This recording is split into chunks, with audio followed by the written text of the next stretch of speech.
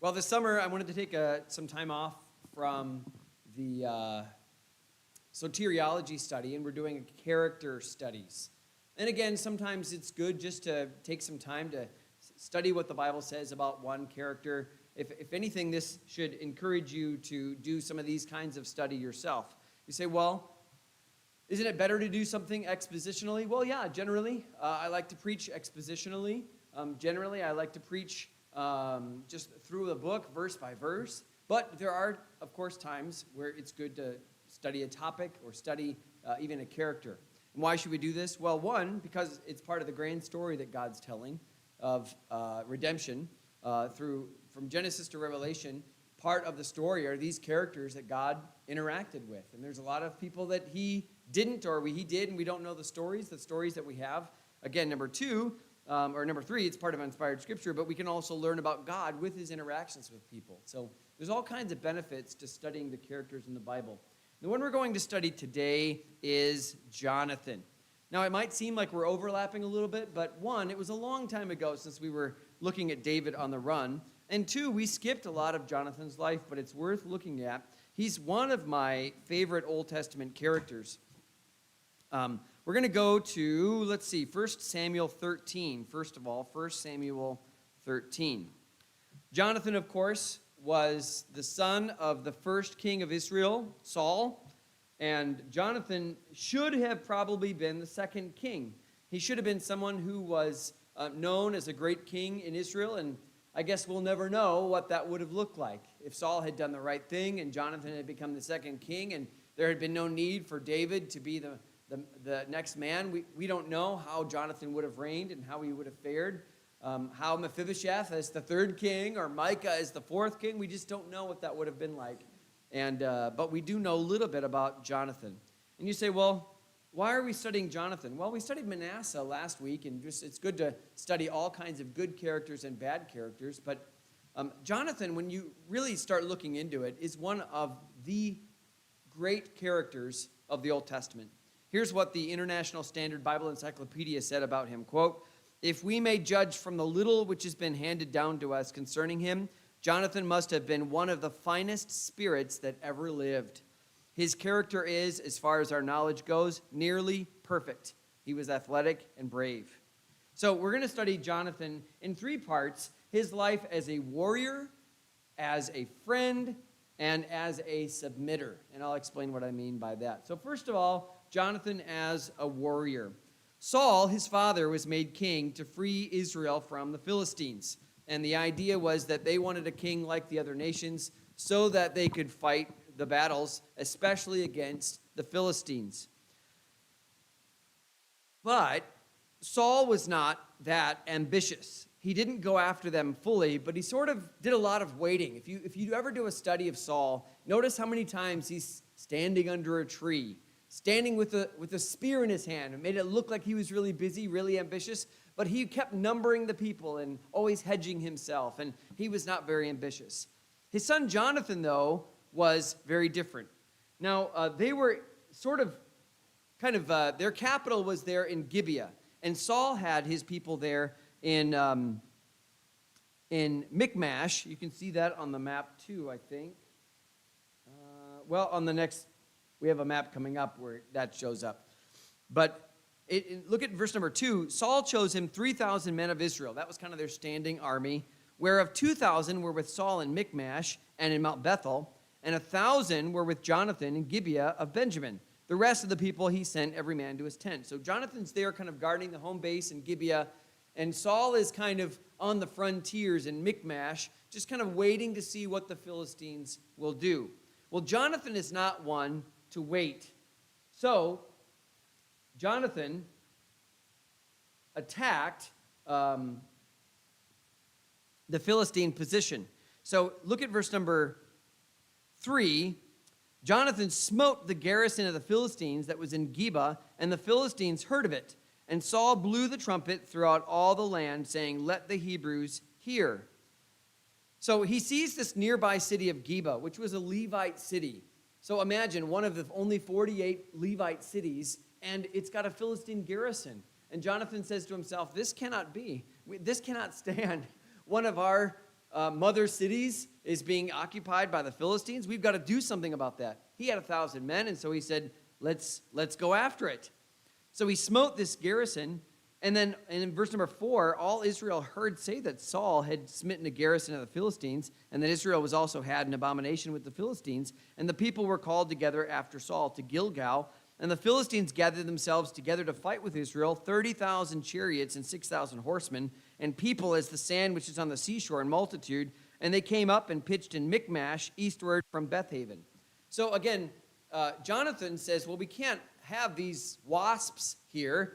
Let's smack that hornet's nest. Let's smack the nest and see what happens. And what happened was the Philistines kind of swelled up, and they brought their armies. And the rest of the chapter is that Israel has to go, some of them go into hiding in the caves. Some of them actually defect to the Philistines, and the rest of them, run away from their cities, and the rest of them sort of prepare for war, but they're not that excited about it. And so it looks like Jonathan is just sort of kind of hot-headed and not really thinking through all of this. But as we'll see later, this was zeal for the Lord. Jonathan was, again, saying, who are we? Are we just some nation, or are we God's people? We should do something. We can't just let the Philistines stay here. Now, verse 22 says that there were only 2 swords in the whole nation. This is not good, right?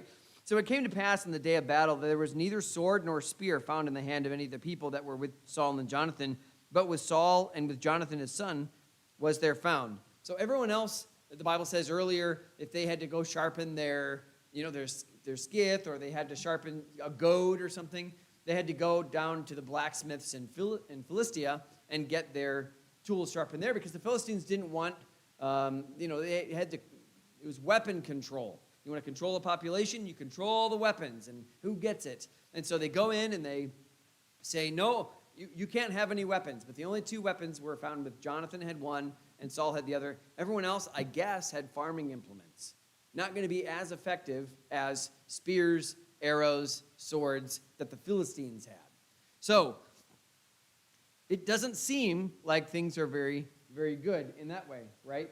But Jonathan, again, is very ambitious. So look at chapter 14. I feel like I should have definitely, I feel like maybe these should have been, I must have printed this off not in color, because I'm like, it feels like, I always put my verses in red so I know kind of where they go, and they're not in red, so forgive me. Plus VBS, plus a headache. Anyway, so you're just going to have to be patient with me. So here's Jonathan in chapter 14, verse 1. Now it came to pass upon a day that Jonathan the son of Saul said unto the young man that bare his armor, come, and let us go over to the Philistines' garrison that is on the other side. But he told not his father. You say, oh, okay, so Jonathan's going to get those 1,000 men, and he's going to go after the garrison. No. He told one guy, his armor bearer, hey, do you want to go whack another hornet's nest? You want to go smack the beehive? Just see what happens? Let's just go and do it. And the armor bearer is like, yeah, I'll be with you if that's what you think we should do. Let's do it. So look at verse number 6. Jonathan said to the young man that bare his armor, come and let us go over unto the garrison of these uncircumcised. Again, these people don't belong here. Now this was a difficult task, but read the rest of verse number 6. It may be that the Lord will work for us, for there is no restraint to the Lord to save by many or by few. We could have 10,000 people. We could have 40,000 chariots, and we could still lose. Or, Jonathan said, it could just be the 2 of us, and God could win a great victory. There's no restraint to the Lord. There's no limitation to God. God can save by a lot. He can save by a few. So, since there's only a few of us, let's go. Let's go do this. So he made a fleece of sorts to determine God's will. And I won't read it for sake of time, but in verses 7 through 10, he says, how about we let the Philistines know that we're here, and if they say we're going to come get you, then that's an indication that it's not God's will for us to go and fight them. But if they say, come up here, you do all the work, and climb up this hill, then we'll know that God's in this. Now again, when people do a fleece, and they're like, all right, Lord, if you want me to go witness to someone today, then make the sun rise. Well, okay, Or if you don't want me to, then make it so that I see a red car today. Okay, well, you're going to see. But if you make it hard, if you say, well, Lord, I don't know what your will is, but if you make your will clear to me, then, and make it something that God would really have to show, then I think that's a true fleece. Here's Jonathan, and he says, all right, let's make it hard. If God's going to work for us, let them invite us to come. And that would be, again, the more obvious one, but it's going to be harder for him.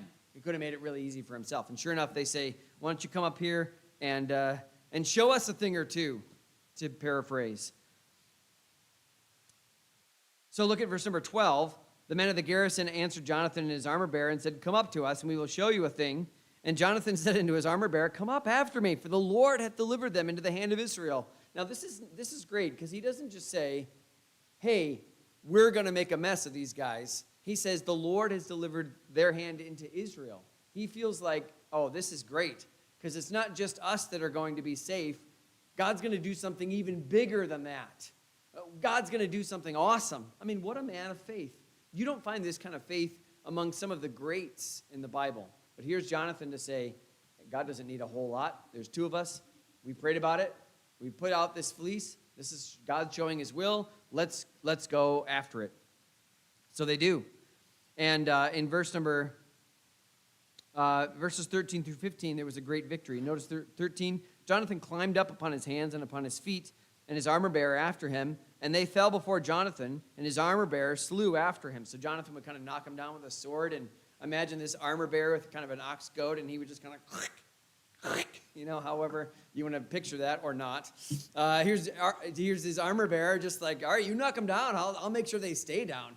And just the two of them. I mean, the armor-bearer doesn't have a sword, right? He's got something just that he's going to do. Maybe he's got a rock, I don't know. But just like, stay down. And there goes Jonathan. But because of that, in verse number 14, that first slaughter which Jonathan and his armor-bearer made was about 20 men, within as it were a half an acre of land, which a yoke of oxen might plow. And there was trembling in the host in the field and among all the people, the garrison and the spoilers. They also trembled, and the earth quaked, so it was a very great trembling.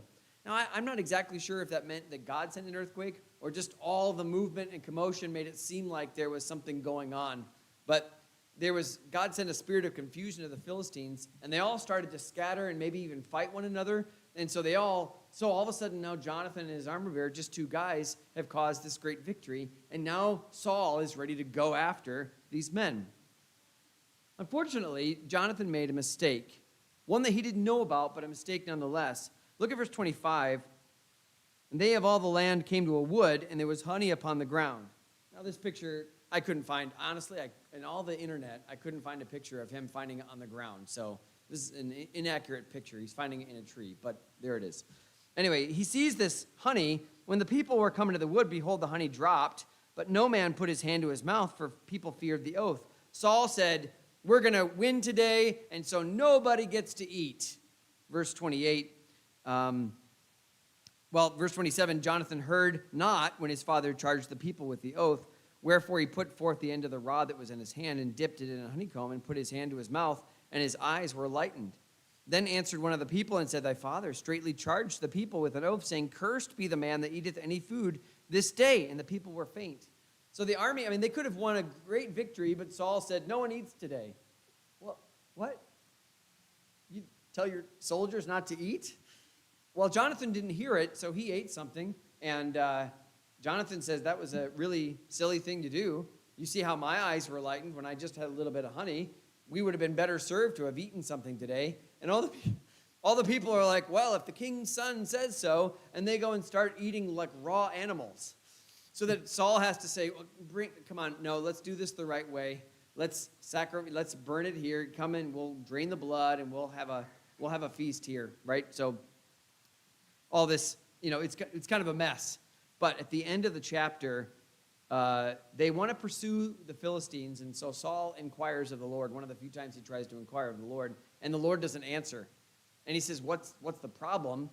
The problem is with somebody. Somebody must have cursed us today where God's not going to answer. And so they take lots, and Saul and Jonathan on one side, the people on the other. Saul and Jonathan are taken in the lot. And then he said, well, how about between us and Jonathan is taken? And Saul says, what did you do? And he said, in verse 42, or verse 43, tell me what thou hast done. And Jonathan told him and said, I did but taste a little honey with the end of the rod that was in mine hand, and lo, I must die. And Saul answered, God, do so, and more also, for thou shalt surely die, Jonathan. He made this curse. He's going to try to, enact this curse. But verse 45, the people said unto Saul, shall Jonathan die, who hath wrought this great salvation in Israel? God forbid, as the Lord liveth, there shall not one hair of his head fall to the ground, for he hath wrought with God this day. So the people rescued Jonathan, that he died not. So that's Jonathan as a warrior. I mean, you won't find very many stories of bravery in soldiers like that. So we have him as a warrior. Now, Jonathan is not at all mentioned in any of the rest of the campaigns against the Amalekites. The focus of the story sort of moves to David. Notice that Jonathan didn't really offer to fight Goliath. So, again, there's not much that we know about Jonathan, but what we do know is just pretty impressive. Now let's move to Jonathan as a friend. Go over to 1 Samuel 18. 1 Samuel 17 is David killing Goliath.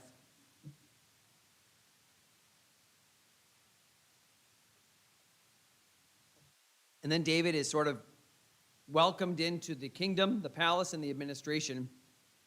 And in verse 1 it says, it came to pass when he had made an end of speaking unto Saul that the soul of Jonathan was knit with the soul of David, and Jonathan loved him as his own soul. Jonathan and Saul became fast friends. So much so that, and look at verse number 3, Jonathan and David made a covenant because he loved him as his own soul. And Jonathan stripped himself of the robe that was upon him and gave it to David, even his garments, even to his sword and to his bow and to his girdle. He again was someone who said, David, you are my friend. I'm going to give you these things. It wasn't just giving him things like equipping him, but it was also a sign of submission. It was also a sign of friendship.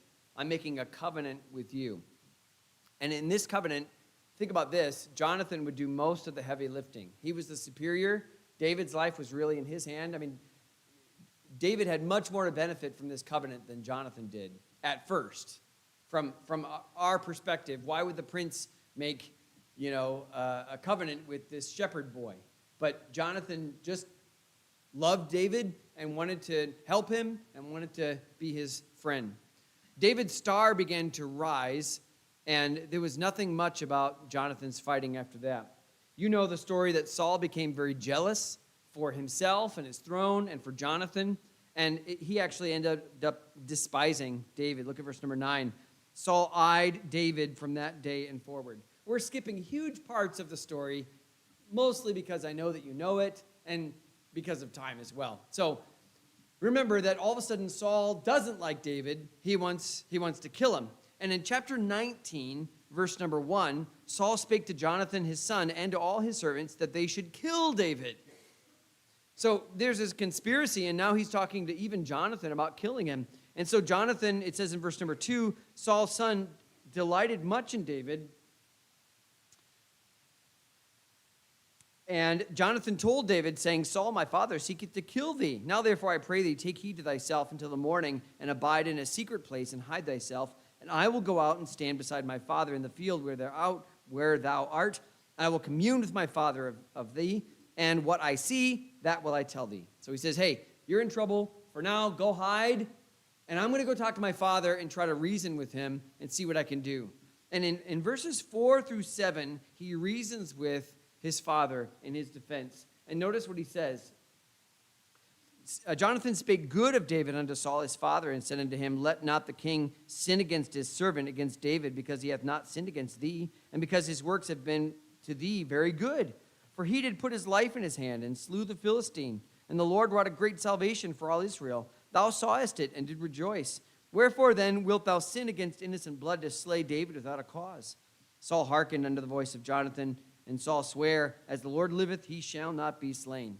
And Jonathan called David, and David showed him all these things. And Jonathan brought David to Saul, and he was in his presence as in times past. Again, he said, listen, Father, David didn't sin against you.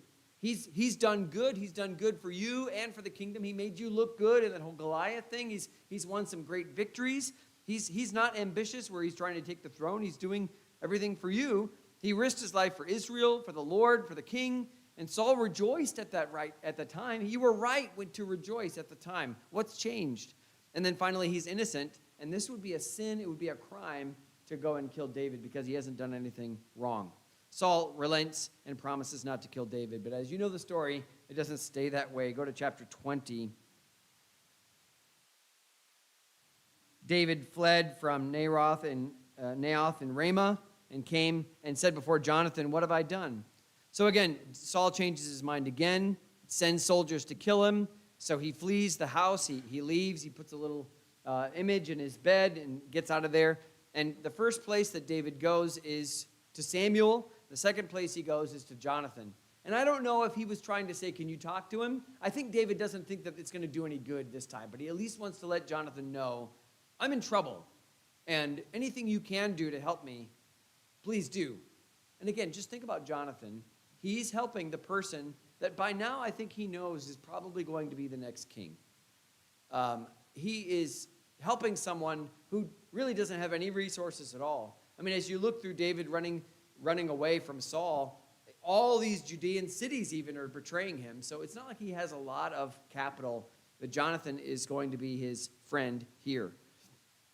Jonathan is shocked. Verse number 2, he said unto him, God forbid, thou shalt not die. Behold, my father will do nothing, either great or small, but that he will show it to me. And why should my father hide this thing from me? It is not so. He can't believe that Saul is really going to do this.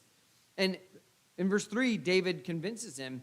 He swore, moreover, and said, Thy father certainly knoweth that I have found grace in thine eyes. And he saith, Let not Jonathan know this, lest he be grieved. But truly, as the Lord liveth, and as thy soul liveth, there is but a step between me and death. So he says, what do you want me to do? I'll do whatever. Verse number 4, Jonathan said unto David, Whatsoever thy soul desireth, I will even do it for thee. So he says, what do you want me to do? And David wants to convince Jonathan.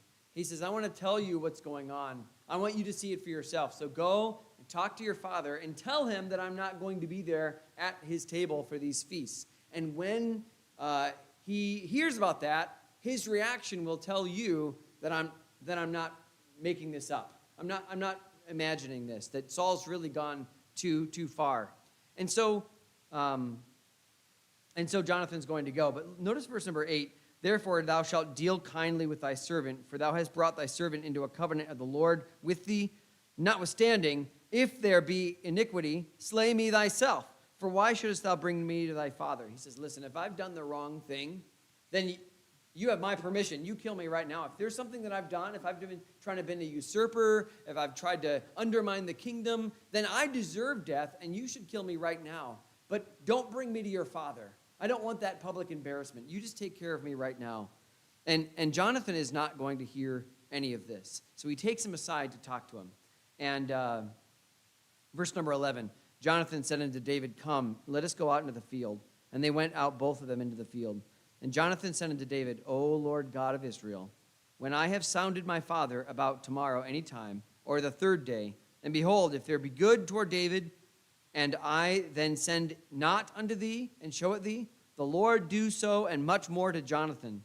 But if it be please my father to do thee evil, then I will show it thee, and send thee away, that thou mayest go in peace. And the Lord be with thee, as he hath been with my father. And thou shalt not only while I yet live show me the kindness of the Lord, that I die not, but also thou shalt not cut off the kindness from thy house forever. No, not when the Lord hath cut off the enemies of David, every one from the face of the earth. So Jonathan made a covenant with the house of David, saying, Let the Lord even require it at the hand of David's enemies. And Jonathan caused David to swear again, because he loved him, for he loved him as he loved his own soul.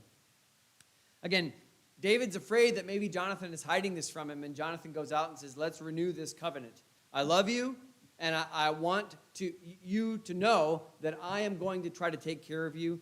The only thing I want from you is that when you're established, that you would also look after my family. Because I think, that when the next king came, it was a very customary thing to just kill all the descendants that were before him. And Jonathan says, I know this is the way it goes, but I'm asking you to make a promise to not do that.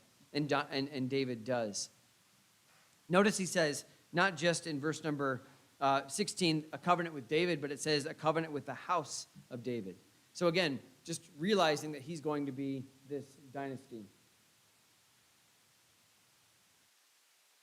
So they make this covenant with each other. And then Jonathan goes, and he's going to try to go find out what's going on. So Jonathan devises this alert system to be able to tell. He doesn't want to be found out going out there to talk to David. So he says, how about this? I'll just go out to the field and I'll shoot this arrow. And if I tell the boy who's going to go fetch my arrows that it's on this side, that means everything's fine. And if I tell the boy that the arrow's beyond him, that means you're in danger, you better go. So they have this whole, system. Jonathan's a warrior. He knows the way that secrets go, and he's very smart in this way. So David goes into hiding there in the field, and Jonathan goes to intercede for David before Saul. And Saul immediately notices that David is not there in verses 25 and 26, and he asks Jonathan where he is. Hey, you would know what happened to David. What is he? Is he sick? What's going on? And Jonathan answers for David in verse 28. Jonathan answered Saul, David earnestly asked leave of me to go to Bethlehem. And he said, let me go, I pray thee, for our family hath a sacrifice in the city, and my brother, he hath commanded me to be there. And now, if I have found favor in thy eyes, let me get away, I pray thee, and see my brethren. Therefore he cometh not unto the king's table. Now, it's a lie, but it's a perfectly reasonable explanation. And if Saul were reasonable, he would say, oh, okay, well, good to know. We'll miss him, but oh well, he's got to go to Bethlehem and make this sacrifice. And probably that's what Jonathan is expecting. Dad's just going to say, oh, okay. But notice how Saul reacts instead. Verse 30, Saul's anger was kindled against Jonathan. And he he says some pretty awful stuff. Thou son of the perverse, rebellious woman, do not I know that thou hast chosen the son of Jesse to thine own confusion, and unto the confusion of thy mother's nakedness?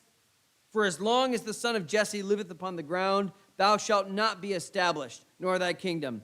Wherefore now send, and fetch him unto me, for he shall surely die. So Jonathan isn't wondering anymore where Saul is with this. He knows that we have crossed the point of no return. Saul is not going to welcome David back into the administration. Jonathan, as a good friend, as a good son, thinks that he can still reason with his father. And so he says in verse 32, wherefore shall he be slain? What hath he done? Again, he's innocent. He hasn't done anything. But Saul is beyond reason. Saul is not hearing it. And in verse number 33, Saul cast a javelin at him to smite him, whereby Jonathan knew that it was determined of his father to slay David. This was a very shameful thing for him to do, not just to insult him, not just to remind him. Saul is only thinking about the throne, only thinking about his dynasty. And Jonathan is already, as we'll look at in a moment, kind of given up on that. And he's okay with that. He wants God's will.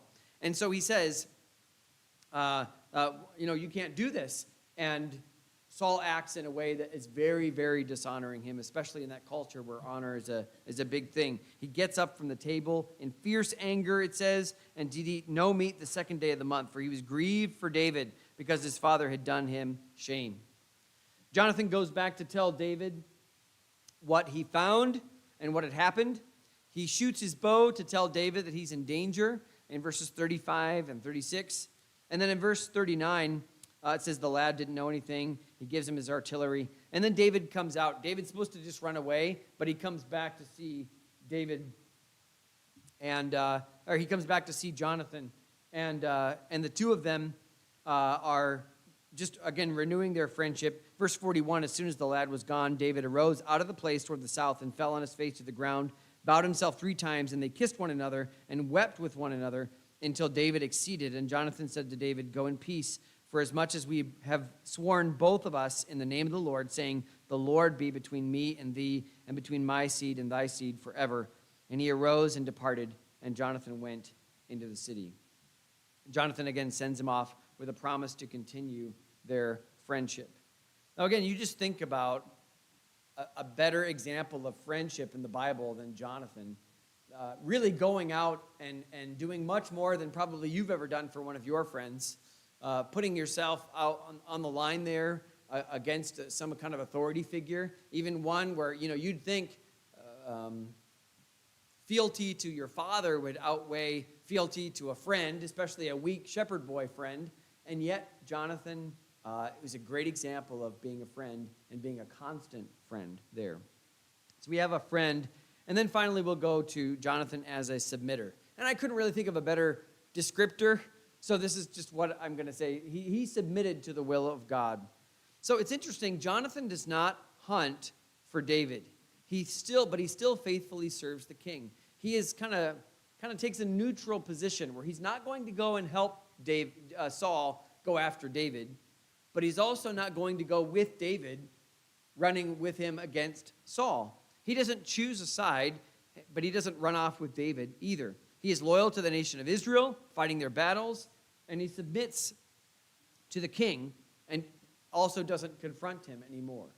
I mean, he just knows it's not going to do any good. I'm just going to put my head down. I'm going to do the work that I'm called to do. I'm not going to go off with David. I've given him my promise that I'll help him wherever I can, but I'm not going to be a part of that. Now you say, well, did he know that David was going to be king? Well, look at chapter 23, if you would, and we're going to go to verse number 16.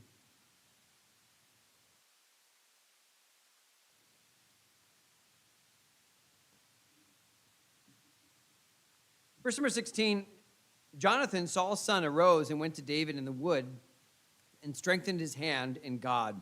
And he said, Fear not, for the hand of Saul my father shall not find thee, and thou shalt be king over Israel, and I shall be next unto thee, and that also Saul my father knoweth. And they two made a covenant before the Lord, and David abode in the wood, and Jonathan went to his house.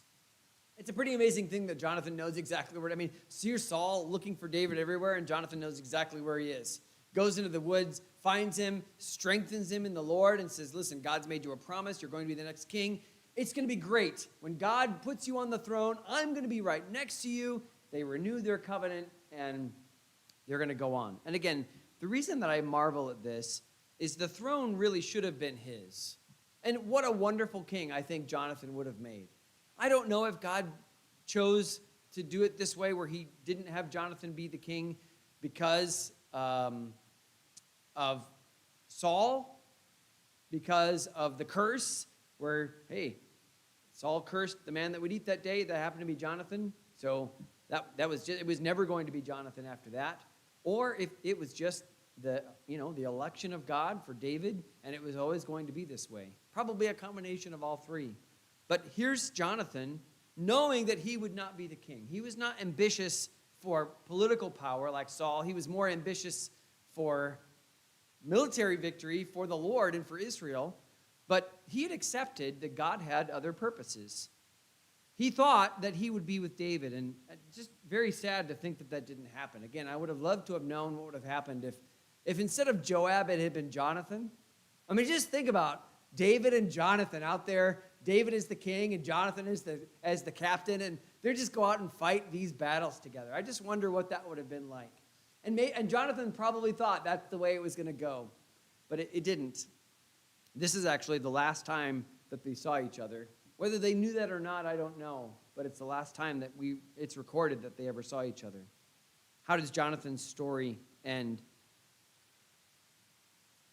Saul has to go fight the Philistines again, and by this time he knows that he will die and his sons will die because this woman with the familiar spirit conjures up Samuel, and Samuel says, tomorrow you and your sons are going to be with me. So Saul goes into this battle knowing that he's going to die. His sons, according to Scripture, die first. They are captured by the Philistines and killed, and then Saul takes his own life. And go over to 2 Samuel chapter 1. When David hears that Jonathan is dead and that Saul's dead, he is lamenting this, and he laments Saul. But notice the words here in 2 Samuel 1, verse 25. How are the mighty fallen in the midst of the battle? O Jonathan, thou wast slain in thine high places. I am distressed for thee, my brother Jonathan. Very pleasant hast thou been unto me. Thy love to me was wonderful, passing the love of women. How are the mighty fallen, and the weapons of war perished? David mourns the death of Jonathan. And in that we see, again, this friendship. So what can we learn from Jonathan's life? And again, for sake of time, I'll just tell you my thoughts. I'm sorry. I like to make this more interactive, and that just isn't happening. So one is just the importance of zeal for the Lord. Jonathan saw what needed to be done, not just what could be done. He saw the need first that we have to do something against these enemies. And God promised that he would protect us and do something. And so let's go do it. I love the zeal that Jonathan has. He went after the Philistines, not foolhardily, but understanding that God was going to do something and trusting the Lord. 2, we learn about the character of good friendship. Friendship is not self-referential. I know that sometimes you make friendships because you like being with that person and they make you laugh and you find some joy in friendships. That's natural. But by and large, friendships shouldn't be about what I can get out of it. It should be about mutual deference. And if you're going to be a real true friend, you have to be a true friend not just when everything's going well and everyone's happy. You should be a friend when things are really hard and when you have to stick your neck out and when you have to really put yourself out there to make it hard for yourself. That's what true friendship is. True friendship makes a promise for the future and sticks to it, even to the detriment of self. And then finally, the acceptance of the will of God. I think the importance of accepting God's will. It's true that other people have more than you, better chances than you, better circumstances than you, and you can live your life in bitterness and say, well, why couldn't have I had that? It's not fair that this other person does and I don't. Or you can accept that God is wise enough and loving enough to put you in the circumstances that you are in for good. Jonathan maybe didn't understand all of why. Maybe he did. Maybe he's like, yeah, my dad's, he's a bit much. I see why God has rejected him. He didn't obey with the Amalekites. If it would have been me, I would have wiped out the Amalekites. I would have done the right thing. I would have waited for Samuel to come to make those sacrifices. I don't know any of this. I'm just making it up. I'm just saying Jonathan somehow came to accept this is the will of God. I'm not going to be the king. And my father isn't going to continue. And because of that, again, I just really admire him for accepting God's will. Let me ask you, are you okay with God choosing another over you? Or giving you the circumstances that he has? Are you ready to submit to what God wants, even over against your choices and your plans? That's a good lesson for us to learn. Any other lessons? We have just a couple seconds, I guess. Any other lessons that you learned from Jonathan? Anything that really stood out to you? Either in your own studies personally or maybe something that I brought up that you thought, this is something that I thought was really great about Jonathan as well. Anybody? Yeah, Dewey.